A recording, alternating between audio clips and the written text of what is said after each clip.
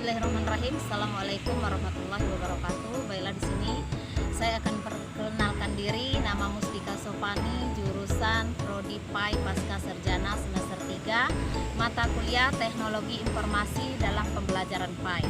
Di sini saya akan membahas tentang sarana dan prasarana dalam pembelajaran PAI. Sarana dan prasarana dalam pembelajaran PAI itu dibagi di dalam poin-poinnya, yaitu satu, pengertian dari sarana dan prasarana. Yang kedua, ada jenis-jenis sarana dan prasarana.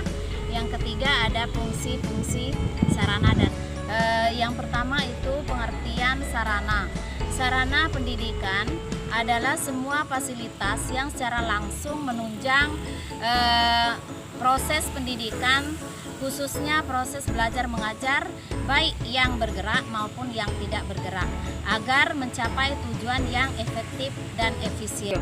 Adapun contoh dari sarana pendidikan adalah misalnya spidol, buku, pena, dan lain-lain. Kemudian pengertian dari prasarana adalah fasilitas yang ada langsung menunjang proses pendidikan atau pengajaran. Contohnya, jadi contoh prasarana tadi ada yang namanya kebun, halaman, taman.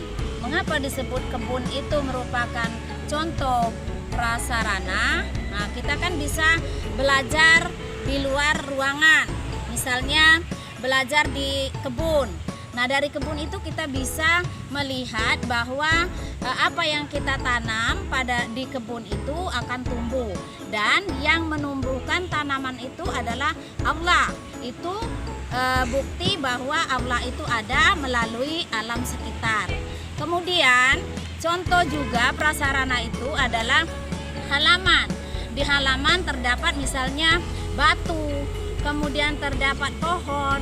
Nah, itu menunjukkan bahwa Allah itu ada dengan mengamati alam sekitar. Kemudian kita bisa juga contoh prasarana itu taman. Di taman itu banyak bermacam-macam bunga dan berwarna-warna, bunga yang berwarna-warna. Nah, dari bunga yang berwarna itu kita bisa menerangkan, kita bisa menyimpulkan bahwa bunga itu yang menciptakannya adalah Allah. Nah, kemudian dapat kita simpulkan dari contoh dari prasarana itu tadi, kita dapat menyimpulkan bahwa semua yang ada di alam semesta itu ada yang menciptakan, yaitu Allah Subhanahu wa Ta'ala. Itu tadi pengertian dari sarana dan prasarana. Sekarang masuk ke fungsi sarana dan prasarana. Adapun fungsi sarana dan prasarana yaitu mempermudah proses kegiatan belajar mengajar supaya mencapai tujuan yang efektif dan efisien. Contohnya, seandainya kita melakukan pembelajaran tidak mempunyai sarana dan prasarana, itu bisa menghambat atau memperlambat proses belajar mengajar. Contoh, misalnya kita ingin belajar tidak mempunyai spidol, tentu kita akan mencari dulu, waktu habis dengan mencari spidol. Kalau tadi contohnya tidak mempunyai spidol saat akan belajar, itu akan menghambat proses belajar mengajar. Begitu juga dengan anak-anak, seandainya anak-anak ingin belajar lupa bawa pena atau lupa bawa buku, nah tentunya anak-anak mengalami kesulitan untuk belajar. Dengan adanya anak-anak mengalami kesulitan untuk belajar, maka proses pembelajaran tidak bisa tercapai dengan efektif dan efisien. Jadi itu fungsi dari sarana dan prasarana. Kemudian ada jenis-jenis sarana dan prasarana. Itu dibedakan menjadi dua jenis sarana dan prasarana. Yang pertama, ditinjau dari jenisnya ada dua, yaitu fisik dan non fisik. Fisik contohnya seperti komputer. Jadi fisik itu komputer, kemudian alat peraga dan lain-lain. Kemudian kalau non fisik itu contohnya